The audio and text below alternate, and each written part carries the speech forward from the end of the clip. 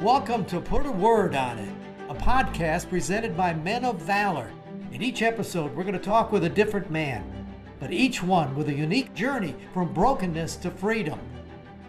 I'm your host, Rudy Kalis. I spent over 40 years as a TV sportscaster, then retired and joined the Men of Valor program as a volunteer, so join the conversation. Reconciling men to God, their families, and society. Welcome to another edition of Put a Word on It, brought to you by American Home Design. Thank them so much for all that they've done for our Men of Valor program. Jason Holland is a young man born in a little town down there in the corner where Alabama and Tennessee and Georgia all come together. A lot of times we think you go to a big town, boy, it's tough in a big city, troubles that you got to get through. No, you get into a small town and all of a sudden there's as much going on there. You have trouble at school, then all of a sudden you have trouble at home, and it's the story of his life, always trying to figure out who Jason is. Took him a long time, but he's there. Listen. Graduating. Can you believe you made it through a year? When I first came here, I already had my mind set what I was going to do. You know, I didn't know who Jason was, but I was going to figure it out. I was sick and tired of being, sick and tired of my past life. Have you ever stuck to anything this long? Honestly, no, sir. See, that's good when you find that out for yourself. I'm doing this and I'm making it through. Makes you feel good about yourself. Yeah. Why'd you doubt yourself all your life? Because of my past. I was raised in Alabama. It was a real poor state. I grew up very poor, so I went through school, with being bullied or, stuff like that. My dad was alcoholic. I got a lot of verbal abuse, physical abuse, just different kinds of abuse. Then later on, it caused, self-abuse. Tell me about bullying. I mean, you're a big guy. Were you smaller then? Yeah, I was a small kid. Yeah. Why do people bully? I don't know. And then you go home and you've got trouble at home. Well, I went home and I took all the frustration and pain out on my parents or my little brother and stuff like that. And, it caused them to be started physical abuse. There's just no way out. It seems like to you kind of figured that's going to be my life, right? Yes, sir. How'd it turn bad for you? As I got older, I started using drugs. I grew up poor, like I said, and I married at an early age. And the girl that I had married, her dad was like a big drug dealer.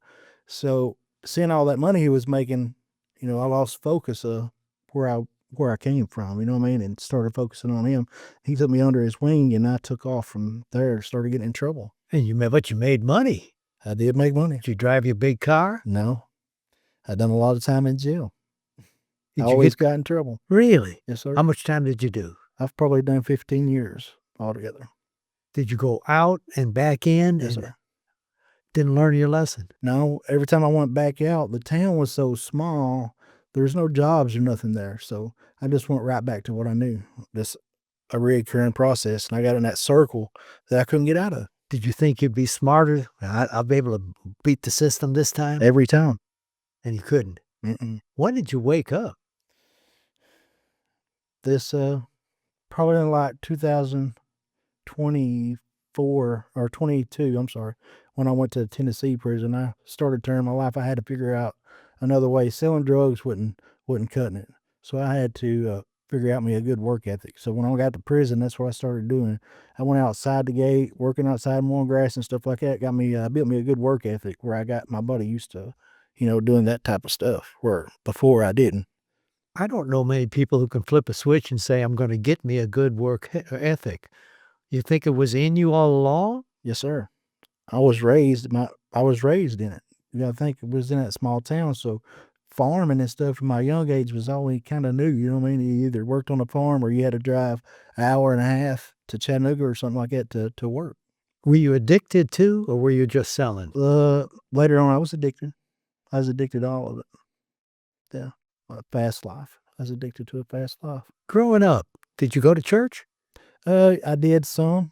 In my younger years, my mom used to take me, and I done like little church plays. I can remember those. Yeah. A lot of times you just kind of sit there and wait till it was over with and then left, right? Yeah. When did it become real to you? When I got older, when I was sick and tired of being sick and tired, I had to find another way. because my way wasn't working. I love that. I say that all the time. Sick and tired of getting sick and tired. That's what led me to the day that I said, Lord, take my life. Did you say it? Yeah. And some people think you're going to go zap. Everything's going to be magnificent. But you got to work at it, don't you? Yes, sir, every day. How'd you work at it? I started serving. When I got here, I started serving all I could to keep my mind and focus off my past. I didn't want to dwell on it. Were you surprised or pleased that you were? I know you applied to come to Men of Valor, but the fact that they accepted you, Yeah. that helps you. That makes you feel better about yourself Yes, too. sir. Yeah. That was a blessing. And you early on in your time here, you showed enough maturity that they made you a house manager, right? Yes, sir. Now tell me, and you deal with the guys that have just gotten out. You feel like you're looking at yourself? Sometimes, yeah, seeing them made me, you know, I know where they came from, so, and I wanted them to change like I changed. So I always led in a good example, a good way, positive way. See, that's good to hear because there are people who you give them a little authority. Now I want to beat the hammer over you. I'm in charge here. Didn't work on you if somebody tried to do it to you. So how do you mix being straight up and at the same time loving them and caring for them and telling them to believe? I just try to be kind. I try to be kind with them. I leave my door as an open door policy. I don't never shut it. So anytime they have problems, they know they can come to me. I help them when they need help. So, it kind of blends in together and they help me when I need help. But you got to be straight. You got to tell them the truth so Yeah. that they understand the rules and the laws and things of that nature. It's Yeah. important. You got a good job. You got waste management. They're good sponsors for our program. Yes, sir. You like to work? Yes, I love the work. Yeah, I moved up in the company over there as a leader too. So Really? yeah, I started out, on the line, but now I'm a lead operator for waste management. So What have you found out about yourself? I found out who I was. And who are you? I'm Jason. Well, but you're telling me you're showing me leadership quality. Did you ever think you had any of that when you were a kid? No, I thought I was going to be the worst of the worst. You followed what other people told you to do. Yeah. Feels pretty good when something inside of you says, I am for real. I am somebody, isn't it? Gives me something to look forward to. And the more time you spend with a God above, the more he puts that in you and tells you how special you are. Any fears that you're going to fall out of it? No, not now. I don't think so. I don't have a fear no more. I might have used to fear, but when I came to Middle Valor, I came loving to learn. And now that I've been here for a while, I'm learning to love. So this is a big step for me. I don't fear no more. Quite a feeling being around other people that care for you. Yeah. And you're all are in this together, trying to go somewhere to be the right people. Yes, sir.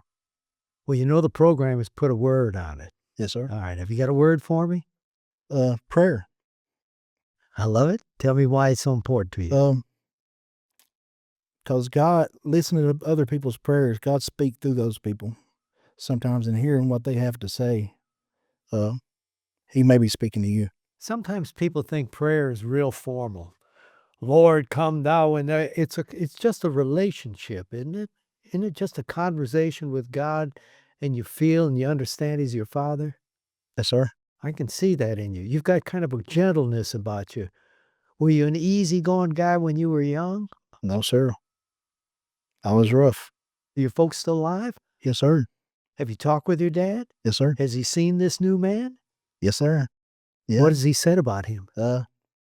You got my whole life, I've been in and out of prison. So they still have that thought in the back of their head that it may not work. But, now that when I go home, they see it. They're starting to see it more. You know what I'm saying? They see my faith with Christ and my walk now. So We always talk about consistency. yeah, You got to walk the walk, not just talk the talk. that's don't you? it. For these guys, and this is great training for you Yeah. to be a manager with guys here every day because they're going to throw stuff at you. They're going to try you. You're going to find out. And each day you got to be the same, don't you? Yes, sir. I think you're a good one. You're a good one. They picked the right man to handle with these guys. I wish you the very, very best. Thank you. Appreciate it, Jason. Yes, sir. Well, I love Jason. I hope you did as well. Prayer, what a wonderful, simple thing to say, and it is prayer. I loved where you said you got to get sick and tired of being sick and tired. I've said that to my guys at Riverbend just maybe 100 times, because that's what happened. That's what happened to me. Got to a point of saying, I'm sick and tired of making mistakes, Lord. Everything seems to mess up. Help me. And that's what starts it all, and it started in Jason. See that little smile? And for him to get the responsibility already of being a manager in the house with these guys and just graduating. Quick period of time. He knows what he's meant to be. He knows who he is, and I can't wait for the rest of the world to find out. Thanks for joining us. Join us again next time as we put a word on it.